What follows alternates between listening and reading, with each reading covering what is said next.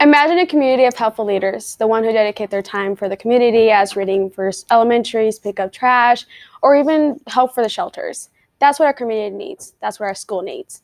I think that we should have volunteering being a graduation requirement.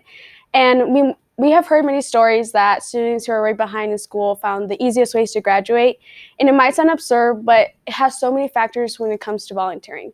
And the 3 factors that I'll mention in this presentation is professional help, mental health, and improving leadership. A lot might say that it causes too much stress, that our students don't have enough time, and that it creates an ego action. But I'm going to tell you that's not main. I'm going to tell you 3 factors that will remove all those things that people say about volunteering.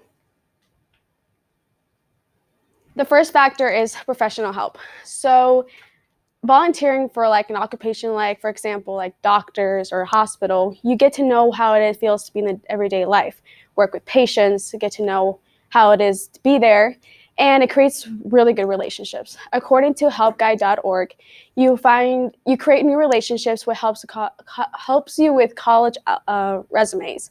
So if you are buddy with someone with a nurse or a doctor, if you're going to apply for college, you can have them write your recommendation letter, or just write them your volunteering hours that you take for the hospital. Having strong volunteering hours in your college application shows a lot of good character from your part, and it's most likely I'm not saying you're going to get accepted to the college, but it gives a good thing for your name, I guess. The second factor is helps a lot with mental health. According to Alberto, it helps reduce stress and distract you from other things.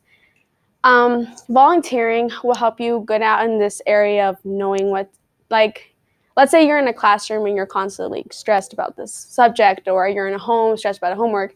Going to volunteer gets you out of that kind of zone, and it helps you get that mindset out of where you're at, and it helps you out with self-esteem. You have that self-acceptance, and seeing other people smile helps you a lot with your self-esteem. Another thing too is that creating new relationships there. So you can create new friends there, you can know more people in your community, and you find new interests while volunteering. So if you volunteer with painting with a student or something, you find out that you like painting. So that's one thing you get to know about your interest. The third factor is it helps with leadership skills. Being a leader is what we need in the community, in our school. It's something that you have to be. It's a skill that you need in your college or your in career, anything like that. So according to Marketing Week, they mentioned this leader called Andrew King, and he's a person that worked in Kenya and helped a lot with the organization with foods there, and he created this whole program in Kenya.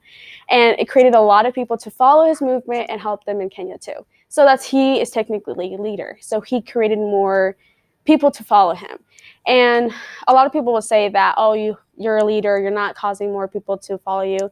Actually, you being a leader, you create new leaders. And so having one person become a leader, we have a whole community of leaders. And